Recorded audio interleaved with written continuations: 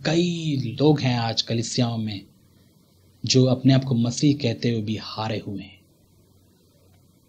वे अपनी आंखों में नियंत्रण कर ही नहीं सकते हैं।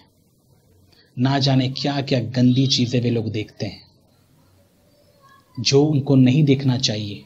और दुख की बात क्या है पता है, आकर्षण इस संसार में तो है, ऐसे हम कई चीज़ों को नज़रअंदाज भी नहीं कर सकते। कई बार आप ना चाहते हुए भी चीज़ें आपके सामने आ जाती हैं।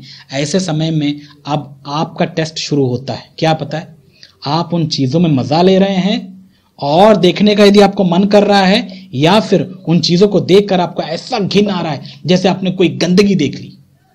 कैसा आपका एटीट्यूड कैसा होता है? ये बात मैं इसलिए बता रहा हूँ क्योंकि प्रभु में जब एक व्यक्ति आता है, जिस पे विशेष करके जो नए लोग हैं जो प्रभु में आए हैं, आप जब प्रभु में आए हैं तो आप क्योंकि संसार में ही हैं, उसी भ्रष्ट शरीर में और उसी आत्मा में, आप उसी संसारिक आत्मा के इर्द गिर्द ही आप अपना जीवन बिता रहे हैं, तो ये अट्रैक्शन, ये आकर्षण आपको महसूस होगा। कई बार आप शायद गिरेंगे भी पाप में, लेकिन मैं ये बात पर विश्वास करता हूं कि एक प्रभु पर विश्वास करने वाला, जो प्रभु के अनुसार सच्चाई से जिसने उद्धार पाया, वो कभी इस पाप में एंजॉय नहीं करता, बिल्कुल नहीं। वो गिरता है फिर वो खड़ा होता है प्रभु की ताकत से। वो गिरता है फिर खड़ा होता है। लेकिन जो पापी होता है, गिरता है तो गिरा ही रहना चाहता है, क्योंकि उस गिरावट में ही उसको मजा आता है। समझ में आ रहा है मेरे प्यारे भाई और बहन? उदाहरण के तौर पर आप एक सूअर को देखिए। सूअर का स्वभाव आप जानते हैं, जहां कहीं वो कीचड़ देखता है, क्या करता है वो? ये नहीं बोलता अरे ये कीचड़ है, मैं कहीं गिर ना जाऊं, नहीं, अपने आप को बचा कर रखता हूं मैं। नहीं, बिल्कुल नहीं, ऐसा नहीं होता। जब वो कीचड़ देख लेता है तो वो किसी की परवाह नहीं करता, क्योंकि कीचड़ से उसको आकर्षण मिलता है। मतलब कीचड़ से वो आकर्षित होता है, कीचड़ को देखकर उसमें वो कूद जाता है जानबूझकर, क्योंकि उसमें उसको मजा है। लेकिन यदि आप शेर की कैटेगरी देखोगे आप, या फिर बिल्ली वाले ऐसी जो कैटेगरी देखोगे आप, वे ऐसा कभी नहीं करते हैं। कीचड़ को देखकर वे लोग हट जाते हैं वहां से। क्यों? उनका स्वभाव में ही साफ सुथरापन है। वो गंदगी बिल्कुल पसंद नहीं करते हैं। गंदगी देखकर उनको घिन आता है। तो ऐसे ही कई विश्वासी भी आपको पाए जाएंगे, मिलेंगे। इससे आप पहचान सकते हैं कौन सही है कौन नहीं। यदि आप एक संसारिक मसीही के पास आप जाओगे, वो हर एक गंदी चीजों को देखता है। फोन में देखना, इंटरनेट में देखना, उनको मजा आता है। कभी एहसास नहीं होता कि ये भाई गलत है। इंटरनेट में, फोन में अश्लील चीजें देखना, अश्लील वीडियोस देखना, गंदी फिल्में देखना, ये सब देखना अच्छा नहीं है। उनको कोई फर्क नहीं पड़ता, वरन वे लोग खोजते हैं कहां कहां से उनको और मिल जाए, कहां कहां से और अच्छी अच्छी चीजें उनको मिल जाए। क्या लगता है आपको, वे प्रभु में जी रहे हैं? वे लोग कब कब मर गए। यदि प्रभु में होते तो इन चीजों को देखकर उनको घिन ना आता। अब मैं ये नहीं कहना चाहता कि आप गिरेंगे नहीं, गिर सकते हैं, लेकिन गिरने की अवस्था में ही हमेशा गिरे रहेंगे, ये प्रभु के लोगों में नहीं होता। क्योंकि ये संसार बहुत ज्यादा आकर्षण से भरा हुआ है। आप आकर्षित होंगे इन चीजों के प्रति, लेकिन एक प्रभु का बंदा जो होगा वो लड़ता रहता है इन चीजों से। नहीं, आज मैं गिर गया, अगली बार नहीं गिरूंगा, मैं बिल्कुल नहीं गिरना चाहता। और वो लड़ता है, तब तक लड़ता है जब तक उसमें से पूरा बार नहीं आ जाता। और उसके बाद आप देखेंगे इसका एटीट्यूड बदल जाता है। इन चीजों को देखकर वो घिन करता है, क्योंकि वह भी इसका गुलाम नहीं है। लेकिन एक ऐसा संसारिक मसीहों के साथ में नहीं होता। कई लोग कई दिनों से विश्वासी होते हुए भी वे लोग आज भी वे लोग अश्लील वीडियोस देखते हैं। मैंने कई लोगों को देखा, कई लोगों को मैंने जाना भी है, और हो सकता है कई पास्टर्स भी हों जो प्रचार करते हों, लेकिन ऐसी गंदी गंदी चीजें वो देखते हों, इंद्रियों के अनुसार चलने वाले।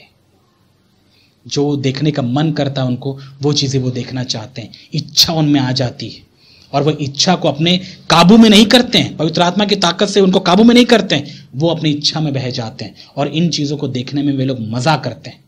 और करने के बाद में उनको एहसास भी नहीं होता कि उन्होंने गलत किया, चलो नहीं, और वो अगली बार फिर सोचते हैं अगली बार हम कब देखें। इसलिए मैं आपसे कहना चाहता हूं, जो कोई भी ऐसी गंदी चीजों को देखने में मजा लेते हैं, मैं आपको कहना चाहता हूं सावधान हो जाइए। आप बहुत ही बुरी और भयंकर परिस्थिति में हैं। आप पाप के गुलामी में अपने जीवन को बिता रहे हैं। आप उस भ्रष्ट जिंदगी में अपने जीवन को बर्बाद कर देंगे।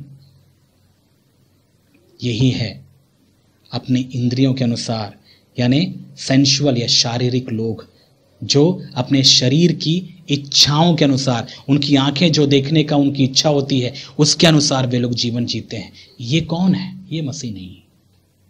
ऐसे लोग को क्या करें आप? यदि आप प्रभु में नए नए हैं मेरे प्यारे भाई और बहन, जो प्रभु का वचन सुन रहे हैं, आप यदि आप इन बातों में ऐसे गिरते हैं, बार बार अश्लील वीडियो को आप बार बार देखते हैं, बार बार उसी में आप जूझ रहे हैं, झेल रहे हैं, झेलते रहिए, आप लड़ते रहिए, आप हार नहीं मानना है। यही है गोलियत जिसको आपको मारना है। समझ में आ रहा है मेरे प्यारे भाई और बहन? तो मैं क्यों बता रहा हूं? ये बात बताने के लिए जो आज हमने वचन पढ़ा कि ये जो झूठे शिक्षक और प्रचारक होते हैं वे कैसे होते हैं? अपने इंद्रियों के अनुसार चलने वाले। और जो मैंने आपको उदाहरण दिया, आंखों के इच्छा के अनुसार, आंखों की अभिलाषाओं के अनुसार वे लोग जीने वाले। और ये आंखें जो हमारी है इस संसार में जब तक हम हैं, ये आंखें हमेशा संसारिक चीज़ों को देखकर ही आकर्षित होगी। क्यों? क्योंकि हम अंदर से, कई जो अविश्वासी होते हैं अंदर से वे लोग दूषित होने की वजह से इनकी आंखें भ्रष्ट होती हैं और उन्हीं चीज़ों को वे अट्रैक्ट होते हैं, उन्हीं चीज़ों से। लेकिन प्रभु के लोग ऐसे नहीं होते। प्रभु के लोग जो पवित्र आत्मा से भरे हुए होते हैं, पता है, वे अपने इंद्रिय के अनुसार जीवन नहीं बिताते। फिर वो कैसे जीते हैं? कैसे वे अपने जीवन को चलाते हैं? उनका प्रभु ये इंद्रियां नहीं है, ये इमोशंस नहीं है।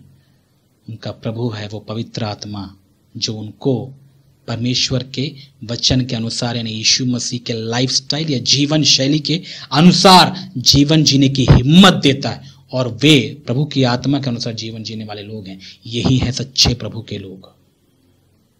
ऐसा जो नहीं जीता, आप छाप लगा दीजिए उसके ऊपर, ये झूठा है, वो झूठा है। ये जो झूठे शिक्षक कैसे हैं? अपने इंद्रियों के अनुसार चलने वाले। और मैंने इस इंद्रिय के बारे में बताया, देखना, विशेष करके अश्लील चीज़ों के बारे में। हमको जैसे अभिलाषा होती है, लालसा होती है उन चीज़ों को देखने की।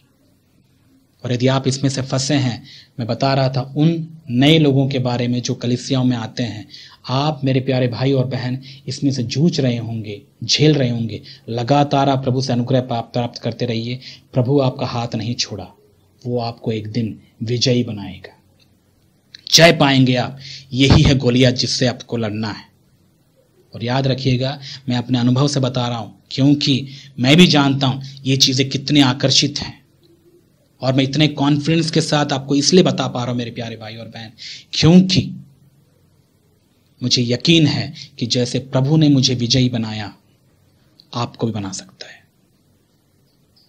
प्रभु के लिए कुछ भी असंभव नहीं है। इसीलिए आप प्रभु पर विश्वास कीजिए। नए लोग विशेष करके, मैं भी कई सालों से मैं फाइट करते आ रहा हूं। ऐसा नहीं है कि मैं एकदम शुद्ध और पवित्र हो गया जिस दिन मैंने यीशु मसीह पर विश्वास किया, ये सारे गंदगी से मैं छुटकारा पाया। नहीं, ये एक लड़ाई शुरू हो गई उस समय से।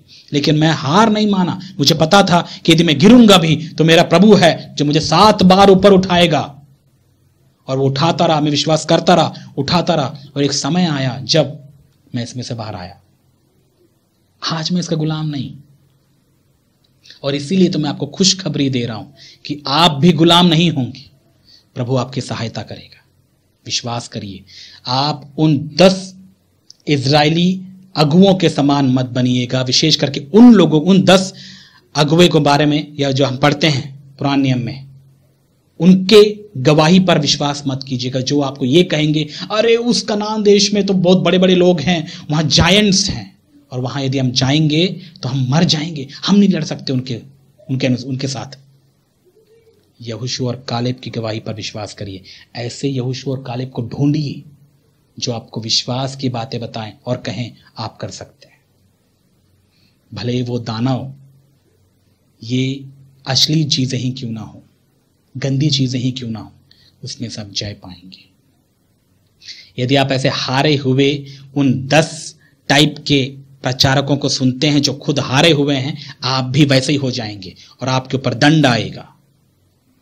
लेकिन आप उस यहोशू और कालेब के जैसे प्रचारकों को सुनते हैं जो ये विश्वास करते हैं, हाँ वो ताकतवर है लेकिन प्रभु से ज्यादा नहीं, प्रभु के नाम से इस गोलियत को मैं मार सकता हूं, ऐसे विश्वास करने वाले लोग, ये जोशुआ और कालेब आज ऐसे प्रचारक हैं। ढूंढिए उनको, उनके वचनों को सुनिए, आप उनके अनुभवों को जानिए, आप देखिए, उनसे आप सुनकर उनके अनुभवों को आप पाकर आप खुद मजबूत होंगे और आप प्रभु में जय पाएंगे, मैं आशा करता हूं।